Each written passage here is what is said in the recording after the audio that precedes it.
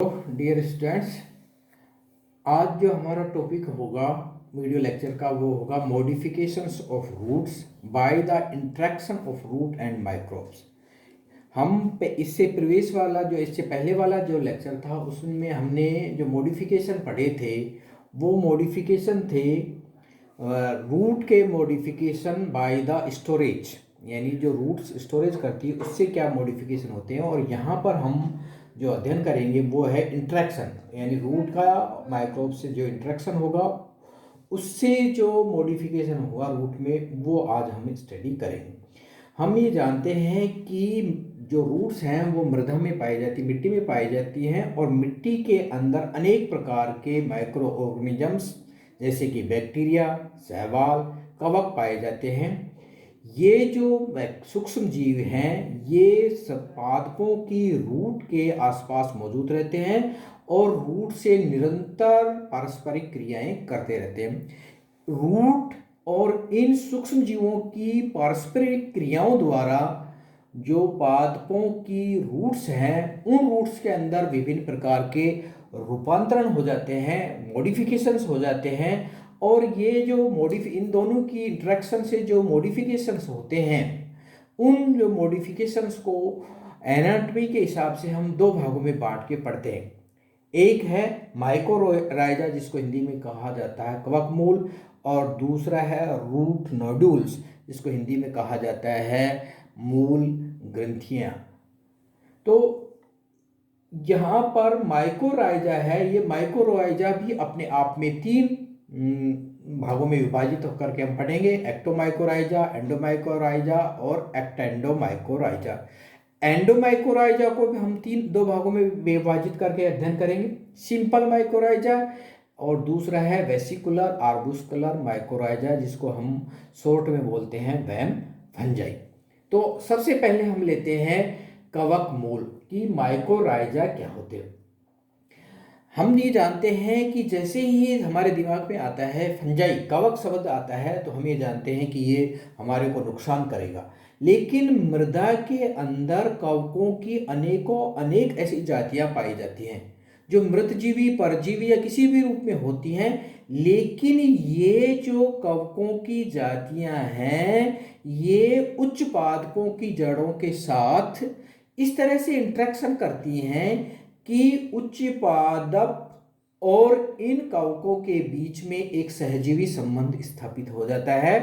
अर्थात ये जो कवक हैं जो कि मृदा के अंदर उपस्थित हैं और उच्च पादपों की जड़ें मृदा के अंदर उपस्थित हैं, ये एक दूसरे से इंटरेक्शन करती हैं और इंटरेक्शन करने से इनके बीच में जो गठबंधन होता है उस गठबंधन के अंदर जो कवक है उस कवक को भी फायदा होता है और जो पादप है उस पादप को भी फायदा होता है। और जब इस तरह की इंटरेक्शन होती है उसको कहा जाता है सहजीवी इंटरेक्शन।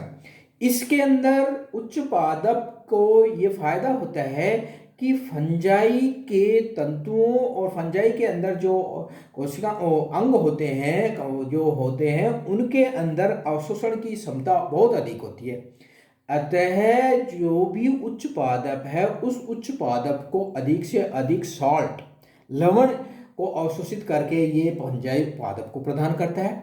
बदले में जो उच्च पादप है वो उच्च पादप अपनी जड़ों के माध्यम से फंजाई को यानी उस कवक को आश्रय प्रदान करता है और पोषण प्रदान करता है। इसलिए इस तरह की इंटरेक्शन में दोनों जीव का मतलब उच्च पादप की रूट या उच्च पादप और जो कवक है, जो मृदा में अवस्थित कवक है, उस दोनों को फायदा होता है। इसलिए यह सहजीवी का उदाहरण है। और इस तरह के जो मॉडिफिकेशन इन दोनों के सहजीवन से जो उच्च पादप की जड़ है, मूल है, उस मूल के अंदर जो मॉडिफिकेशन होंगे, जो रूपांतरण होंगे, उनको कहा जाता है माइकोराइजा। तो माइकोराइजा के अंदर जो रूपांतरण होंगे यानी जो माइकोराइजा है वो एनाटॉमी के हिसाब से जो उच्च पादप की जड़ के अंदर जो पाया जाता है मॉडिफिकेशन में होगा वो तीन रूपों में होता है, एक्टोमाइकोराइजा, एंडोमाइकोराइजा और एक्टेंडोमाइकोराइजा। तो सबसे पहले लेते हैं हम एक्टोमाइकोराइजा। एक्टोमाइकोराइजा के मतलब है कि इसके अंदर जो माइकोराइजा के रूप में जो फंजाई उच्च पादप की जड़ के अंदर उपस्थित है या जड़ के साथ इंटरेक्शन करता है, वो पादप की रूट के केवल बाहर स्थित होता है। पादप की रूट के केवल बाहर स्थित होता है और पादप की रूट के चारों तरफ एक गहरा घना माइसीलियम कवक जाल आवरण बना लेता है।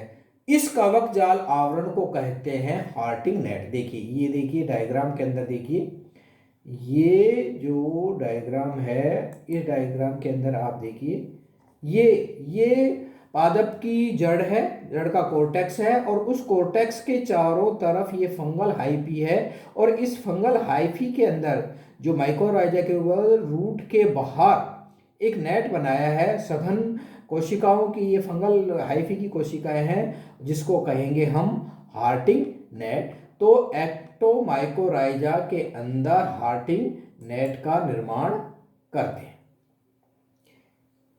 ये हार्टिंग नेट मूल के चारों तरफ या जहां पर जिस मूल के साथ इंटरेक्शन करता है उस मूल के चारों तरफ एक नेटवर्क बना लेता है, कोशिकाओं का एक शील्ड बना लेता है और इसके कुछ तंतु वलकुट के अंदर भी एंटर कर जाते हैं, जहां से ये पोषण पादप फंजाई को सीधा पोषण प्राप्त करते हैं। अभी तक की जो नॉलेज है उस नॉलेज के अनुसार जो माइकोराइजा है उस माइकोराइजल एसोसिएशन के अंदर कवकों की लगभग 100 जातियां 100 स्पीसीज ज्ञात की जा चुकी है, आइडेंटिफाई की जा चुकी हैं, जो कि माइकोराइजल एसोसिएशन के रूप में हायर प्लांट्स की रूट के साथ में इंट्रैक्शन करती हैं। तो कहने का मतलब है कि 100 स्पीसीज कवकों की माइकोराइजा के रूप में पाई जाती है। यहां पर चूंकि ये पहला प्रकार है, एक्टोमाइकोराइजा है, जिसको बाह्य कवक मूल गठबंधन भी कहते हैं, इसके अंदर जो 100 स्पीसीज है उनमें से जो केवल बेसिडियोमाइसिटीज के ऑर्डर एगेरिकल्स यानी जो क्लास बेसिडियो फंगस की जो क्लास बेसिडियोमाइसिटीज है और उसका भी ऑर्डर एगेरिकल्स है, उस एगेरिकल्स ऑर्डर के जो जनरा और स्पीसीज हैं वो एक्टोमाइकोराइजा के रूप में पाए जाते हैं। और ये जो जनरा है इनके नाम है बोलिटस, एमेनिटा और क्लेवेरिया और ट्राइकोलोमा। ये कुछ इस नाम हमने आपको बताए हैं जो कि हायर प्लांट्स की रूट्स के ऊपर एक्टोमाइकोराइजा के रूप में पाए जाते हैं। इन कवकों के उपस्थिति के कारण जो उच्च पादपों की जो अवशोषण क्षमता है वो बढ़ जाती है, ये हमने पहले बता दिया। और कौन कौन सी ऐसे हायर प्लांट्स हैं जिनके अंदर इस तरह का गठबंधन होता है? तो विभिन्न पादपों के यानी जो सीड प्लांट्स हैं उन सीड प्लांट्स की अभी तक की जो नॉलेज है उसमें 3% स्पीसीज ऐसी हैं जिनके ऊपर ये माइकोराइजल एसोसिएशन पाया जाता है। और इनमें से कुछ एग्जाम्पल हायर प्लांट्स के हम देखना चाहें तो ये एग्जाम्पल हैं जैसे कि नॉर्थ टेम्परेट फॉरेस्ट यानी उत्तरी शीतोष्ण वनों में पाए जाने वाले पाइनेसी, फेगेसी, टीलियसी, बेटुलेसी, ये जो फैमिलीज हैं जो कि नॉर्थ टेम्परेट फॉरेस्ट के रूप में के अंदर जो पाई जाती है, इनकी जड़ों के ऊपर या रूट के साथ में फंजाई गठबंधन करता है या इंटरेक्शन करता है। और दूसरा जो उष्ण ट्रॉपिकल क्षेत्रों में पाए जाने वाले पादप हैं उन पादपों की जैसे कुछ स्पीसीज है जैसे मिर्टेसी फैमिली के पादपों के अंदर ये एक्टोमाइकोराइजल एसोसिएशन पाया जाता है। इसके अलावा Pinus, Abies, Picea, Quercus, Betula, Casuarina, eucalyptus कुछ एक दो प्लांट्स के आप नाम याद रखिए, कुछ फैमिलीज के नाम याद रखिए जिनके ऊपर माइकोराइजल एसोसिएशन पाया जाता है। पाइनस के अंदर डिटेल स्टडी करने के बाद में यह पाया गया है कि इसकी माइकोराइजल एसोसिएशन के कारण इसकी रूट्स मोटी हो जाती हैं, स्थूलित हो जाती हैं और उनके अंदर डायकोटोमसली ब्रांचिंग चालू हो जाता है। वैसे नॉर्मली डायकोटोमसली ब्रांचेज नहीं होंगी, तो पाइनस के अंदर जब इन्फेक्शन होता है तो डायकोटोमसली ब्रांचिंग चालू हो जाती है। ये एक मॉडिफिकेशन पाइनस के अंदर आ जाता है। इसके बाद जो हमारा दूसरा जो टाइप है, उस टाइप के अंदर हम ये देखेंगे कि ये जो देखिए ये है हार्टिंग नेट और इसी का अपोजिट है, ये देखिए ये है एंडोमाइकोराइजा। ये है एंडोमाइकोराइजा जिसके अंदर जो कवक तंतु है वो कोर्टेक्स तक पहुंच गए। ये देखिए एक्सटर्नल माइसीलियम और ये एक्सटर्नल माइसीलियम यहाँ पर कोशिकाओं के अंदर, कोर्टेक्स की कोशिकाओं के अंदर पहुंच गए हैं, इसलिए ऐसे माइकोराइजा को कहेंगे एंडोमाइकोराइजा। इस प्रकार के कवक मूल गठबंधन में कवक जाल पोषण हेतु पादप जड़ के वलकुट क्षेत्र के काफी भीतर तक प्रवेश कर जाता है। यानी मैं अभी आपको ये बता रहा था कि ये देखिए कोर्टेक्स के अंदर तक प्रवेश कर जाता है। कौन? जो माइकोराइजा एसोसिएशन करने वाला फंजाई है, फंजाई का कवक तंतु। और यहाँ पर जो कवक इन्फेक्शन करते हैं वो दोनों तरह के हो सकते हैं, सेप्टेट भी हो सकते हैं और एसेप्टेट भी हो सकते हैं। लेकिन एंडोमाइकोराइजा भी अपने आप में दो प्रकार का है। दोनों प्रकारों के अंदर मैं आपको बताना चाहता हूं कि पहला है सरल सिंपल माइकोराइजा, यानी जो इन्फेक्शन करने वाला माइसीलियम है वो कोशिका के अंदर तो प्रवेश करता है, यानी कोर्टेक्स के अंदर तो जाएगा, लेकिन वो कोशिका के अंदर जब एंटर करता है तो किसी तरह के आर्बस्कुल्स या और वेसिकल्स का निर्माण नहीं करता है, केवल और केवल वो कोर्टेक्स में तंतु एंटर कराता है। तो इस तरह का कहलाता है सिंपल माइकोराइजा, जो कि जिसका बेस्ट एग्जांपल है बेसिडियोमाइसीटीज का सदस्य राइजोक्टोनिया। राइजोक्टोनिया के अंदर इस तरह का संरचना पाई जाती है। इसी एंडोमाइकोराइजा का दूसरा जो रूप है वो है वेसिकुलर आर्बस्कुलर माइकोराइजा, जिसको शॉर्ट में कहा जाता है फंजाई।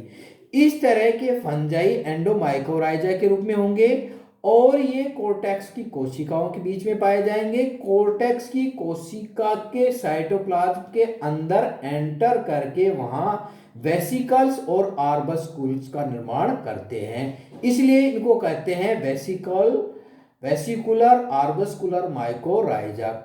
इस तरह की संरचना बनाने वाले जो कवक की प्रजातियां हैं वो जाइगोमैस्टीज की हैं, जिनमें ऑर्डर म्यूकरेस ऑर्डर की प्रमुख जातियां हैं। और इनके एग्जाम्पल जो फंजाई हैं वो है एंडोगोन, ग्लूमस, गीगोस्पेरा। ये कुछ ऐसी जातियां हैं जो कि वेब फंजाई के रूप में जानी जाती हैं। ये कवक जो कवक मूल हैं ये ब्रायोफाइटा, टेरिडोफाइटा और पाइनेसी कुल को छोड़कर, यानी जो एंडोमाइकोराइजा है वो न ब्रायोफाइटा में न टेरिडोफाइटा में है और न ही पाइनेसी फैमिली के अंदर है।